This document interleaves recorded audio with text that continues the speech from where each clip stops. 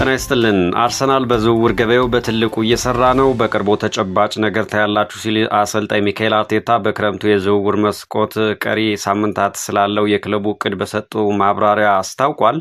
ሚካኤል አርቴታ ስለ ዝውውሮች ሲናገርም ብዙ ነገሮች እየተከናወኑ እንደሆነ ሁላቸውም የዚህን የዝውውር መስኮት ሁኔታ እንደተረዱት ከክለቡ ባለቤቶች፣ ከቦርዱ፣ ከስፖርት ዳይሬክተሩ እስከ አሰልጣኙ ድረስ ይህን ክለብ ወደ ተሻለና አዲስ ደረጃ ማድረስ እንደሚፈልጉና ይህንን ጠንቅቀው በመረዳት እየተጓዙ መሆኑን ገልጿል። ይህ ደግሞ የተሻለ ስብስብና የተሻሉ ተጫዋቾችን እንደሚፈልግ ሊያድጉባቸው ሊያሻሽሏቸውና ጨዋታዎችን ሊያሳድጉባቸው የሚችሉባቸውን እድሎች እንዲሁም ያንን ለማሳካት ምን እንደሚያስፈልግ መለየታቸውንና በቅርቡ ነገሮችን በተጨባጭ መንገድ መተግበር እንደሚጀምሩ ተስፋ እንዳለውም አብራርቷል።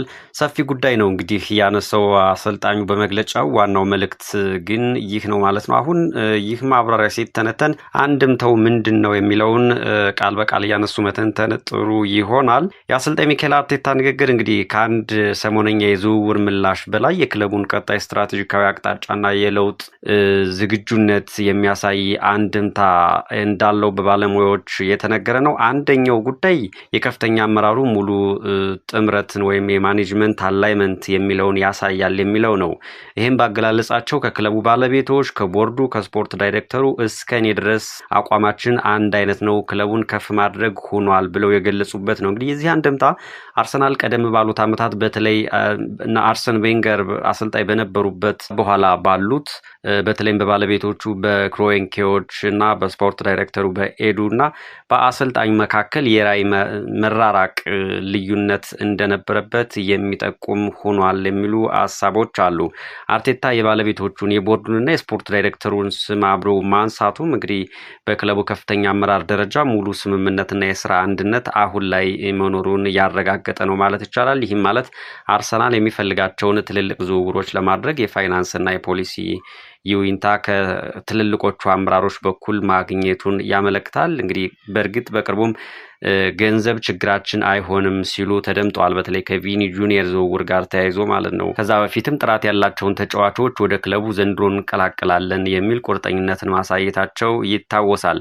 ሁለተኛው ትልቅ ጉዳይ ከማብራሪያው የሚወሰደው ከተፎካካሪነት ወደ አሸናፊነት የመሸጋገር ትልቅ ፍላጎት በአሰልጣኙ ጀምሮ እስከ ትልልቅ አመራሮችና የክለቡ ባለቤቶች ድረስ መፈጠሩን ያሳያል። ይህንንም በእርሳቸው በአሰልጣኙ ገለጻ ይህን ክለብ ወደ ተሻለና አዲስ ደረጃ ማድረስ እንደምንፈልግ እናውቃለን ሲል ነው አርቴታ የገለጸው። ይህ ማለት እንግዲህ አርሰናል ላለፉት ጥቂት የውድድር ዓመታት ለዋንጫ የሚፎካከር ቡድን መገንባት ተችሏል። በተከታታይ 3 ዓመታት ሁለተኛ ደረጃን ይዞ ማጠናቀቁ አይዘነጋም። ባለፈው ዓመት ደግሞ አንደኛ ደረጃ ሆኖ የፕሪሚየር ሊጉን ዋንጫ አንስቷል።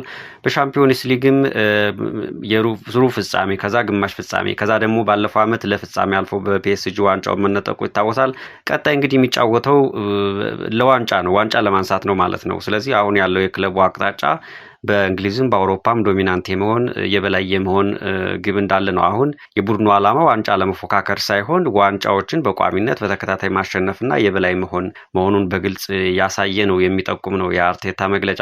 አዲስ ደረጃ ማለቱም እንግዲህ ቡድኑ በሀገር ውስጥም ሆነ በአውሮፓ መድረክ በዚህ በሻምፒዮንስ ሊግ የመጨረሻው የውድድር እርከን ላይ መድረስ አለበት የሚለውን ለመግለጽ ይሆናል። ይህም የሚያሳየው የክለቡ ፍላጎትና ስታንዳርድ በጣም ከፍ ማለቱን የሚጠቁም ነው በሚል ባለሙያዎች ሀሳብ የተሰጠበት ነው። ሶስተኛው ትልቅ ሀሳብ ከሚካኤል አርቴታ መግለጫ የሚነሳው ጥራት ከብዛት እንደሚበልጥ በክለቡ አመራሮች መታመኑ ነው። እንግዲህ ከፍ ያለ ደረጃ አልመናል። ይህ ደግሞ የተሻለ ስብስብና የተሻሉ ተጫዋቾችን ይፈልጋሉ የሚል ሀሳብ ሰጥቷል ሚካኤል አርቴታ። የዚህን አንድምታውን ካየነው አርሰናል አሁን ላይ በቂ የቁጥር ስብስብ አለው። ነገር ግን ጨዋታዎችን ብቻቸውን መቀየር የሚችሉ ዓለም አቀፍ ደረጃ ያላቸውን ወርልድ ክላስ የሚባሉ አይነት ተጫዋቾች ያስፈልጉታል የሚለውን ጉዳይ ይመለከታል። እነ ቪኒ ጁኒየር እና እነ ብሩኖ ጉማሬሽ ሁለቱም እንግዲህ በአርሰናል የሚፈለጉ ብራዚላውያን ናቸው።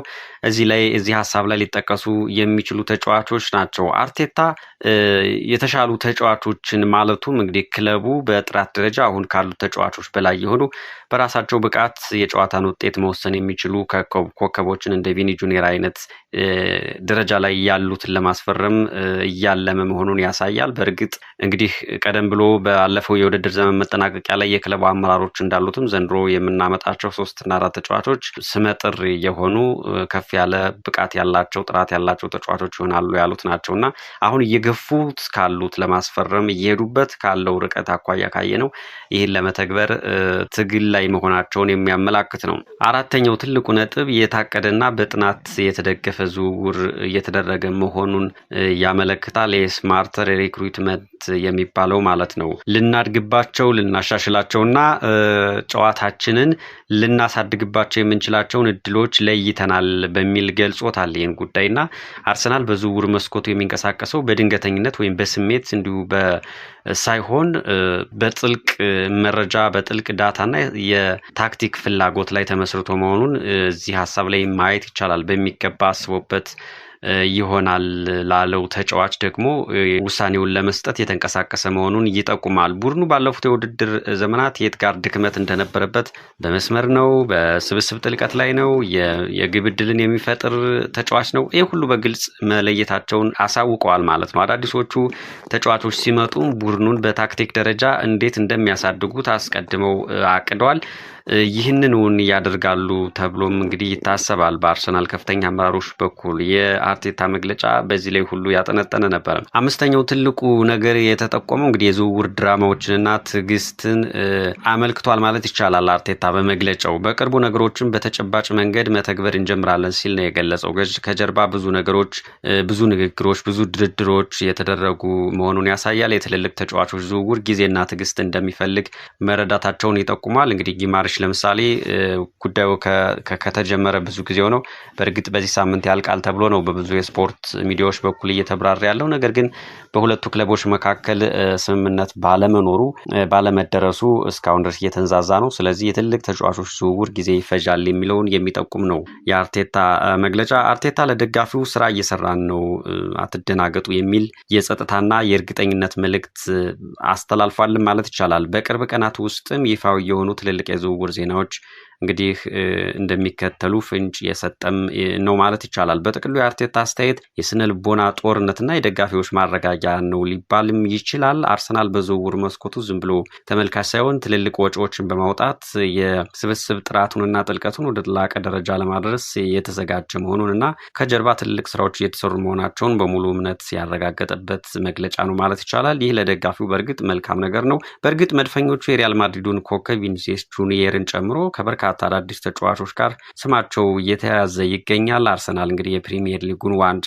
ካነሳ በኋላ የመስመር አጥቂ ክፍሉን ለማጠናከር የሚያደርገው ጥረት ብራዚላዊውን የማስፈረም እውነተኛ ፍላጎት ያለው መሆኑን ያመለክታል። አርቴታም የተጫዋቹ ትልቅ አድናቂ ነው። ባለፉት 24 ሰዓታት ውስጥ የወጡ ዘገባዎች ግን የ26 ዓመቱ ብራዚላዊ በሳንቲያጎ በርናባው በሪያል ማድሪድ ቤት የመቆየት እድሉ ከፍተኛ እንደሆነ ይገልጻሉ። ነገር ግን ፉትቦል ለንደን እንደተረዳው ይህ አመለካከት ትክክል አይመስልም። ከላሊጋው ግዙፍ ክለብ ጋር የብራዚላዊውን ወደፊት ዕጣ ፈንታ ለመወሰን ውይይቶች እየተደረጉ ባሉበት ወቅት ወደ አርሰናል የመዘወሩ እድል አሁንም እንዳለ ይታመናል።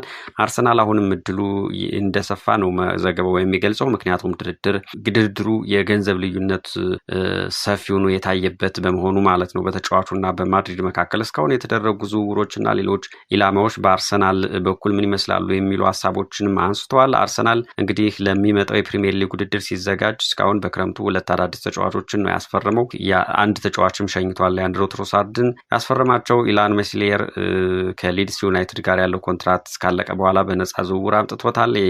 2 ወይ 3ኛ ተጠባባቂ ግብ ጠባቂ የሚሆነው ክሪስቶስ ዞሊስ ከክለብ ብሩጅ በ34 ሚሊዮን ፓውንድ ክፍያ በቋሚነት አስፈርሞታል። ተጫዋቹ በጣም ብቃት ያለው ነው። ባለፈው ዓመት ቤልጅየም ሊግ በአንድ ዓመት ጨዋታዎች ብቻ ከ50 በላይ ጎሎች ላይ ተሳትፎ አድርጓልና በዚህ ምክንያት በሀገሪቱ የሀገሪቱ ሊግ ምርጥ ተጫዋች ተብሎ ተመርጧል ማለት ነው። እንግዲህ አሁንም አሲስት አድርጓል። አሁን በአርሰናል የአንድ ጨዋታ ላይ በዝግ በተደረገ ጨዋታ ላይ እና ብዙ ነገር ይጠበቃል። ዞሮ ይህ ተጫዋች አርሰናል በግራ ክንፍ የሚፈልገው ዋናው ተጫዋች ሳይሆን ለትሮሳርድ ተተኪ የሚሆን ነው ማለት ነው። አርሰናል አዳዲስ የአጥቂ አማራጮችን በዚሁ በግራ መስመር ሲፈልግ ነው የቆየው። የእንግሊዝ ብሔራዊ ቡድን ተጫዋች ሞርጋን ሮጀርስ ትልቁ ነበር። ከአስቶን ቪላ ለቆ እንግዲህ ተጫዋች በድንገት በ117 ሚሊዮን ፓውንድ ወደ ቼልሲ ማቅናቱ ይታወሳል። ከአርሰናል ጋር ስሙ ሲያዝ ነበር። በተጨማሪም የፓሪስ ሴን ጀርመኑ ብራድሊ ባርኮላ እና የቦርንማውዙ ጁኒየር ክሩፕም እንዲሁ በዚህ የክረምት የአርሰናል እጩ ነበሩ።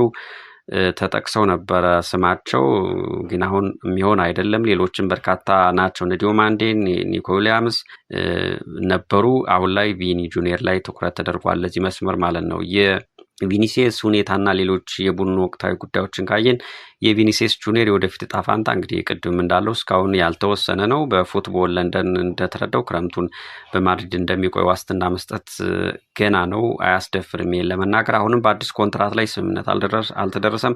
በመሆኑም ወደ አርሰናል የመዛወር እድሉ አሁንም ጠረጴዛ ላይ ነው ያለው። ዋናው ነገር ግን አርሰናል በዚህ ሁኔታ ውስጥ ሁለተኛ ተዋናይ ነው፣ ይሄ የሚካድ አይደለም። ዋናው ነገር የቪኒ ጁኒየር በሪያል ማድሪድ ያለው የወደፊት ሁኔታ በመሆኑ ማለት ነው። ውሳኔው በተጫዋቹ የሚረጋገጥ ነው። ነገር ግን አርሰናል ነገሩን በንቃት እየተከታተለ ይገኛል። በተጫዋቹና በሎስ ብላንኮቹ በሪያል ማድሪዶች መካከል ስምምነት ላይ ካልተደረሰ ሊፈጠር የሚችለውን ድል ይገነዘባል።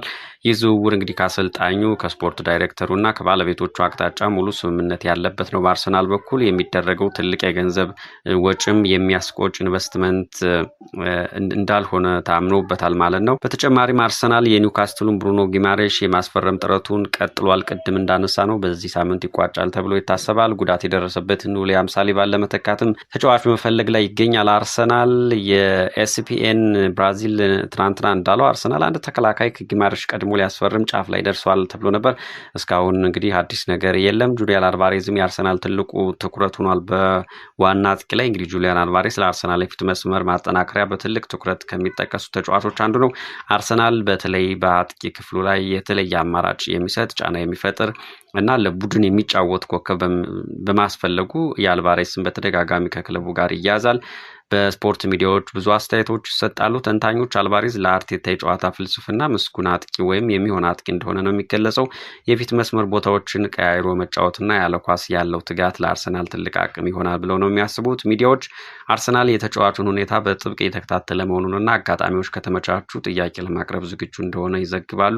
የዝውውሩ ዋጋ ከፍተኛ ነው፣ ምንም ጥርጥር የለውም። ሌሎች ትልልቅ የአውሮፓ ክለቦችን ፍላጎት አላቸው በተጫዋቹ ላይ። ለምሳሌ ባርሴሎናን ማንሳት ይቻላል። ማድሪድም ቀደም ሲል ነበር፣ ነገር ግን ማድሪድ ሙሉ በሙሉ ወጥቷል። ባርሴሎና ግን አሁንም ተስፋ አልቆረጠም ነው የሚባለው። ልጁም ባርሴሎና መቀላቀል ይፈልጋል። ነገር ግን የልጁ ክለብ አትሌቲኮ ማድሪድ ተጫዋቹ ወደ ስፔን እንዲዛወር አይፈልግም። ምክንያቱም ባርሴሎና የአትሌቲኮ ማድሪድ ከፍተኛ ተቀናቃኝ ነው። ስለዚህ ለዋንጫ ለሚቀናቀን ቡድን ተጫዋቻችን ኮከብ ልጃችን አሳልፈን አንሰጥም የሚል አቋም ይዘዋል ማለት ነው። እናም አልቫሬዝ በአርሰናል የዝውውር እቅድ ውስጥ ከፍተኛ ቦታ የተሰጠው ነው። በሚዲያዎችም እንግዲህ በስፋት የሚነገርለት ኢላማ ነው ማለት ይቻላል። ሲጠቃለል ይህ ሳምንት ቀጣይ እሁድ፣ ቅዳሜን ጨምሮ ለአርሰናል አዳዲስ ነገሮች የሚሰሙበት ይሆናል ተብሎ ይጠበቃል። አርሰናል በነገራችን ላይ የመጀመሪያ የወዳጅነት ጨዋታ የሚጀምረውን በዚሁ ቅዳሜ ነው። የቪኒሲየስ ጁኒየር የብራዚል ብሔራዊ ቡድን አጋሮቹ ጋብሪኤል ማጋሊሽ እና ጋብሪኤል ማርቲኔሊም ቅዳሜ ከጅሮና ጋር ከሚደረገው ጨዋታ በፊት ከአርሰናል ቡድን ጋር ይቀላቀላሉ። እንግዲህ ጨዋታው ላይ ይሳተፋሉ ተብሎ በእርግጥ አይጠበቅም። የአርቴታ ቃለ መጠይቅም በተስፋና እድል የተሞላ ሆኖ ነው በጥቅሉ የተመለከት ነው። መልካም ጊዜ